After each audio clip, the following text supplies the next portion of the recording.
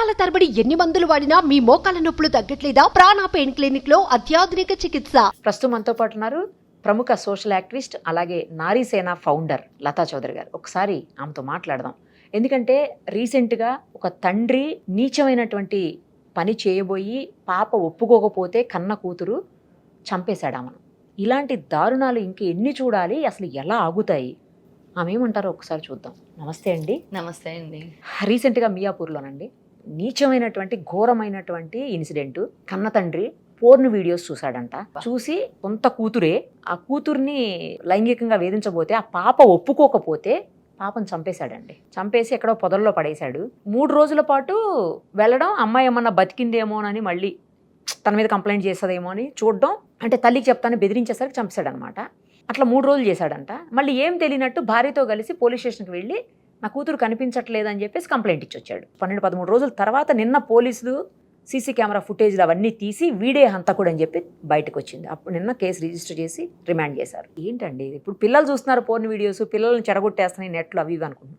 పెద్దవాళ్ళు కూడా porn videos చూడడం ఏంటి? సొంత కూతురు పట్ల అసభ్యంగా బిహేవ్ చేసి ఒప్పుకోకపోతే చంపేయడం ఏంటి? అసలు ఎక్కడికి పోతున్నాము, ఎటు పోతున్నాము, ఏం జరుగుతుంది? అలా దారుణం అని చెప్పాలి. ఇది మియాపూర్ అంటే మాకు దగ్గరలోనే, పక్కనే మేము ఉండేది నిజాంపేట. అసలు ఎంత దారుణం అంటే, తండ్రి అంటే ఒక నమ్మకం ఆడపిల్లకి. ఎప్పుడైనా ఆడపిల్లకి తండ్రితోనే బాండింగ్ ఉంటుంది. అలాంటిది ఇంత నీచుడంటే వీడు ఒక తండ్రి అనే పదానికి అనర్హుడు అని చెప్పొచ్చు.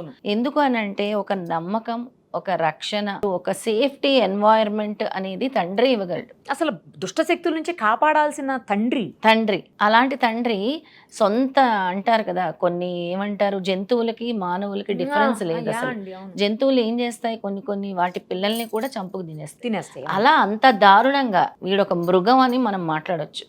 చిన్న పిల్లని, ఆ పిల్లకి ఎంత సెన్స్ ఉందండి. తప్పు ఇది, వద్దు, ఈ అరాచకం చెయ్యొద్దు, అమ్మతో చెప్తాను, వద్దు అని అన్నందుకు ఎక్కడ చెప్పేస్తుందో అని చంపేసి పోలీస్ స్టేషన్కి వెళ్ళి వగలేడుపులు ఏడుస్తూ ఏమీ తెలియనట్టు ఒక డ్రామా క్రియేట్ చేసి భార్యతో, అక్కడ భార్యని నువ్వు మోసం చేసావు, కన్న కూతుర్ని నువ్వు చంపుకున్నావు, ఇంకా నీ జన్మ ఎందుకు? ఇలాంటి వాళ్ళని అసలు కఠినంగా శిక్షించాలండి నిరుపమ గారు. మనకి ఏంటి అంటే దారుణము ఇదే. మీరు చూసుకోండి, అదర్ కంట్రీస్లో పిల్లల పట్ల చాలా స్ట్రిక్ట్ లాస్ ఉంటాయి. అసలు పిల్లలు ఏడిస్తే కూడా సెకండ్స్లో, నిమిషాల్లో పోలీసులు వస్తారు. మన భారతదేశంలో ఏంటి అని అంటే ఇలాంటివి ఇంప్లిమెంట్ చేయడానికి సంవత్సరాలు పడతాయి. ఎనీ కేసు మీరు తీసుకోండి, ఇలాంటి విషయాల్లో కొంచెం తొందరగా జడ్జిమెంట్ ఇవ్వండి, కఠినంగా శిక్షించండి. దీనికి సంబంధించి సెక్షన్ 75 అనేది ఉందండి. సెక్షన్ 75 అనేది అసలు ఈ పదాన్ని ఎప్పుడైతే తండ్రి ఈ పిల్లల్ని చంపుతాడో దాన్ని ఫిలిసైడ్ అంటారు. ఆ పదాన్నే ఫిలిసైడ్ అంటాం అనమాట. మన సూయిసైడ్ అనేది వేరు, ఇదిని ఫిలిసైడ్. అలాగా ఫిలిసైడ్ అనే పదం వాడతారనమాట. ఆ ఫిలిసైడ్ అంటే తన కన్న తల్లిదండ్రులకి ఏమి ఎథిక్స్ లేకుండా, విచక్షణారహితంగా, అక్కడ మోరల్ వాల్యూస్ గుర్తురావు, పేగుబంధం గుర్తురాదు, మానవతా సంబంధాలు లేవు, హ్యుమానిటీ లేదు, ఏమీ లేదు, ఓన్లీ చంపేయాలి, నేను జాగ్రత్తగా బయటపడాలి అనేది ఒక్కటే గుర్తుంది వాడికి. వీడిని అతి దారుణంగా శిక్షించాలని కోరుకుంటున్నామండి యాజ్ అ నారీసేన ఫౌండర్. ఎందుకంటే ఇలాంటివి ఎన్నో చూస్తుంటాం. అసలు ఎంత హృదయం ఎంత బాధిస్తోందంటే ఇలాంటి సంఘటనలు చూసినప్పుడు రేపు పొద్దున మిగతా ఆడపిల్లలు తన తండ్రి ఎంత మంచివాడైనా ఎలా చూస్తారు? అవును కదా. ఇలాంటి సంఘటనలు చూసినప్పుడు ప్రతి ఆడపిల్ల కూడా ఏంటి, నా తండ్రి కూడా ఇంతేనా, నా తండ్రి కూడా ఇలా ఉంటాడా, నా తండ్రి దగ్గర నేను మాట్లాడొచ్చా, నా తండ్రి దగ్గర నేను కూర్చోవచ్చా, నా తండ్రి దగ్గర ప్రేమగా దగ్గర తీసుకున్నా ఆ అమ్మాయికి ఒక భయము, అంటే నిజమేనా, ఇది చూసాము, మరి నా తండ్రి కూడా అంతేనా అన్న ఆలోచనలు ఇలాంటి సంఘటనలు కల్పిస్తున్నాయి అని చెప్పొచ్చు. అందుకే ఎవరైతే ఈయన ఉన్నాడు, ఆయన పేరు నరేష్ అనుకుంటా, నరేష్, పాప పేరు వసంత, ఈ నరేష్ అనే అతన్ని చాలా కఠినంగా శిక్షించాలి అని కోరుకుంటున్నాను, డిమాండ్ కూడా చేస్తున్నాను. ఎందుకు అని అంటే వేరే ఆడపిల్లలకి ఇలాంటి సంఘటనలు రిపీట్ అవ్వకూడదు. ఇది అసలు ఎంత దారుణమో, చంపేశావు, నువ్వు ఎక్కడ తీసుకెళ్ళావు, అడవిలోకి తీసుకెళ్ళావు, చంపేశావు, ప్రతిరోజు వెళ్ళి ఇంకా పిల్ల బ్రతికుందేమో అంటే బ్రతికుంటే చంపేసేవాడు మళ్ళీ, అంతే కదా, మళ్ళీ బ్రతికున్నా మళ్ళీ చంపేసేవాడు, మళ్ళీ బ్రతికున్నా మళ్ళీ చంపేసేవాడు. ఎంత అమానుషం అంటే మళ్ళీ దీన్ని తీసుకెళ్ళి ఒక డ్రామాటిక్ సిట్యుయేషన్ క్రియేట్ చేసి పోలీస్ స్టేషన్ చుట్టూ తిరుగుతూ అక్కడే ఏడుస్తూ పోలీసులోని అంటే పోలీసులనే మభ్య పెడదామని అవును చూశారు. కదా, అవును. అసలు మనం ఒక బ్లెస్సింగ్ అనేది ఉంటుంది కదండి. ఎప్పుడైనా ఆ పాప ఆత్మ ఎంత ఘోషించి ఉంటుంది చనిపోయేటప్పుడు. ఆ బ్లెస్సింగ్, ఆ పాప పడిన బాధకి ఆ బ్లెస్సింగ్ లాగా ఆ సీసీటీవీ ఫుటేజ్లు దొరకబట్టి, అవును. ఆ కెమెరాలు ఉండబట్టి ఈ విషయం బయటపడింది.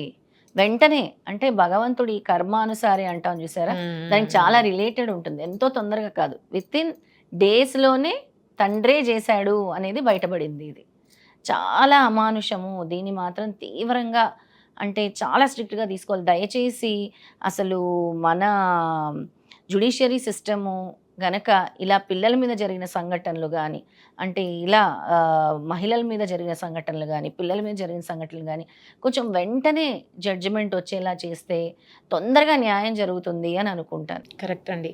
కానీ పోర్న్ వీడియోస్ చూడడం అంటే ఇది పిల్లలు చూస్తున్నారు అట్లాంటి అని అనుకుంటాం జనరల్గా. ఇది అతి దారుణం. అసలు పార్న్ వీడియోస్ చూసి ఆ పార్న్ వీడియోస్ చూసినప్పుడు నీకు వచ్చే ఇమోషన్స్ అంటారు కదా, నీకు వచ్చే ఫీలింగ్స్, ఇమోషన్స్, నీకు అన్న కూతురే నేను కనబడలేదు. అసలు ఆ వీడియోస్ ఎందుకు చూడాలి? అవును, ఎందుకు చూడాలి? ఆ వీడియోస్ చూడాల్సిన నెసెసిటీ ఉందా?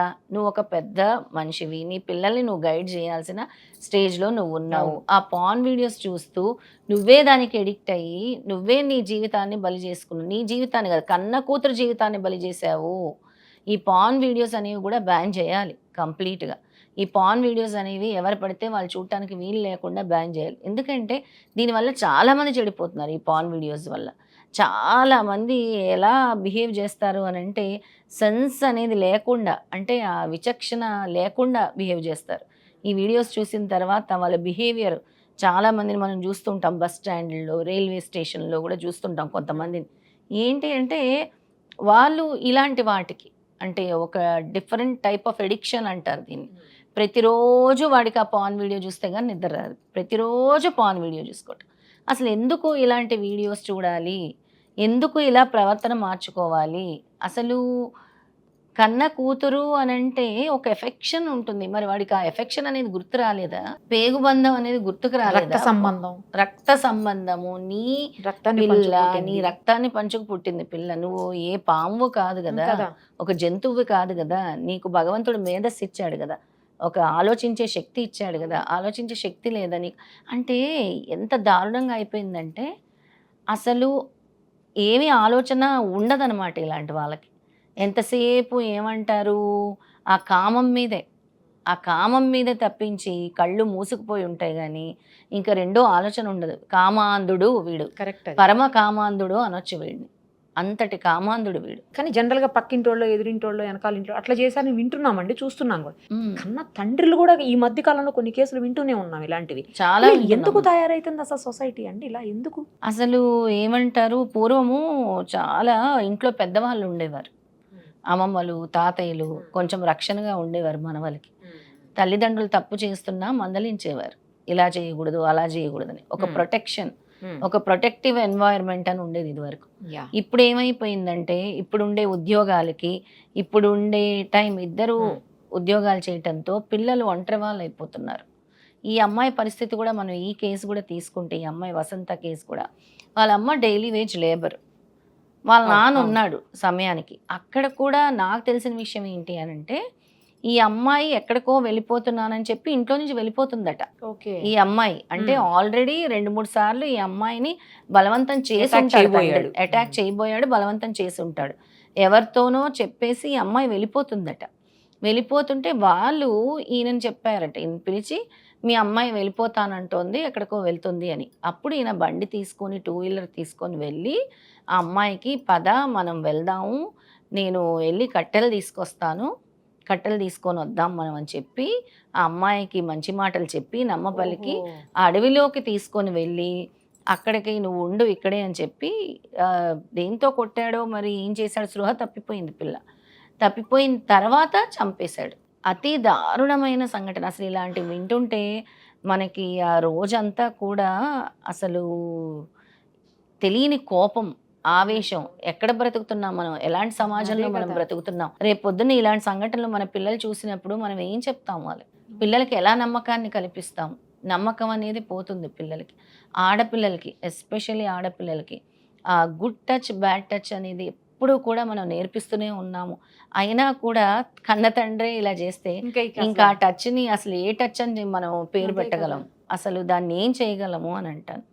దీనికి ఒకటే, మన జ్యుడిషియరీ సిస్టమ్ మారాలి, తొందరగా న్యాయం చేయాలి. ఇలాంటి వాటికి పిల్లల విషయంలో స్ట్రిక్ట్ అంటే కఠినమైన శిక్ష వేయాలి. వెంటనే పడుతుంటే వెంటనే కఠినమైన శిక్ష, అతి కఠినమైన శిక్ష. ఏంటంటే ఇంకొకరు చూసి ఇలాంటివి చేయటానికి వణికిపోవాలి. అమ్మో మేము ఈ తప్పు చేస్తే, ఇప్పుడు యుఎస్లో, అమెరికాలో, వేరే కంట్రీస్లో కూడా పిల్లలు ఏడిస్తే కూడా నిమిషాల్లో వస్తారు. ఎందుకు ఏడుస్తున్నారు? పిల్లలు కాల్ చేస్తే కూడా పోలీసులు వస్తారు, సెకండ్స్లో వస్తారు, మినిట్స్లో వస్తారు. అలాంటివి ఇక్కడ కూడా మన భారతదేశంలో కూడా ఇంప్లిమెంట్ చేయాలి. ఎస్పెషలీ మహిళలకి, పిల్లలకి, ఆడపిల్లలకి, చిన్న ఆడపిల్లలకి కూడా ఏదైనా ఇలాంటి ఒక సర్వీసు పోలీస్ స్టేషన్లో స్టార్ట్ చేయాలి ఇమీడియట్గా. అంటే ఎవరైనా చిన్నపిల్లలు కాల్ చేసి ఒక నెంబర్ అనేది కల్పించాలని కోరుతున్నాను. ఏదైనా ఇప్పుడు మన భరోసా అని ఉంది, షీ టీమ్స్ భరోసా ఉంది, అది మహిళలకి. కానీ పిల్లలకి యాక్సెస్లో ఉండేటువంటిది ఏదైనా ఒక సేవ. వాళ్ళ దగ్గర ఫోన్స్ కూడా ఉండాలి కదండి, అవైలబుల్. ఫోన్స్ కూడా ఉండవు. అందుకే అంటే ఇప్పుడు చాలా మంది పిల్లలకి ఇంట్లో ఫోన్స్ ఉంటున్నాయి. ఇలాంటి వాళ్ళకి ఇలాంటి కేసుల్లో ఫోన్లు ఉండవు. కానీ సమ్ అంటే ఏదైనా అంటే కొంతవరకైనా మనం అరికట్టొచ్చు. లేదా ఇలాంటి వాళ్ళకి ఇంకేదైనా స్పెషల్ టీమ్స్ ఎంతకని చూస్తాం. అప్పటికప్పుడు స్పెషల్ టీమ్స్ ఉన్నా కూడా ఏ మూలనో ఎక్కడ ఏం జరుగుతుందో మనకి తెలియని పరిస్థితుల్లో మనం ఉన్నాం. అవును, నిజం అది. ఇప్పుడు ఆ తల్లి కూడా భర్తను నమ్మింది, పోలీస్ స్టేషన్కి వెళ్ళింది, భర్తను పట్టుకొని నమ్మింది, అన్ని చేసింది. తన భర్తే తన కూతుర్ని కడతీరుస్తాడని తెలియదు కదా ఆమెకు కూడా. ఆమెని ఎంత మోసం చేసినట్టే, చాలా మోసం చేసినట్టే. దీనికి కఠినంగా శిక్షించాలని కోరుకుంటున్నాం. మా లాంటి ఉమెన్ ఫౌండేషన్స్ కానీ అందరం కూడా ఇలాంటి వాళ్ళకి కఠినంగా శిక్షించాలి. ఈ అమ్మాయి ఆత్మకి శాంతి చేకూర్చాలి.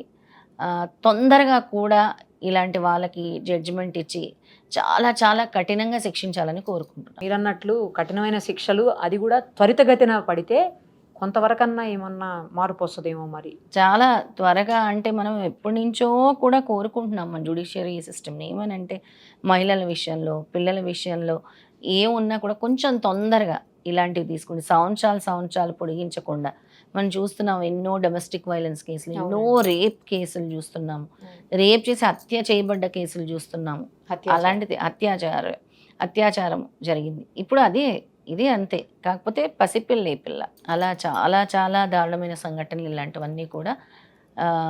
ఇప్పటి వరకు అయితే ఆయన అరెస్ట్ చేశారని తెలిసింది. ఇక ఎలాంటి శిక్ష విధిస్తారో కూడా, రిమాండ్లో పెట్టారు. ఇక ఎలాంటి శిక్ష విధిస్తారో కూడా మనందరం చూడాలి. దాన్ని కానీ ఏం శిక్షలు వేసినా ఇలా బెత్తం పట్టుకునో లేకపోతే కర్ర పట్టుకునో ఒకళ్ళు కూర్చొని నువ్వు జాగ్రత్తగా ఉండు, నువ్వు మంచిగా ఉండు, లేకపోతే నీకు శిక్షలు పడతాయి అని చెప్పాల్సిన అవసరం ఇలాంటి కేసుల్లో తండ్రిగా ఉందంటారా? తండ్రులకు అసలు నిజం చెప్పాలంటే ఎవరికి వాళ్ళకి బుద్ధి ఉండాలి, మనం ఏం చేస్తున్నాం అనే స్పృహ ఉండాలి, ఏం చేయకూడదు అనేటువంటి ఆ తెలివితేటలు ఉండాలి. చాలా కరెక్ట్గా చెప్పారు.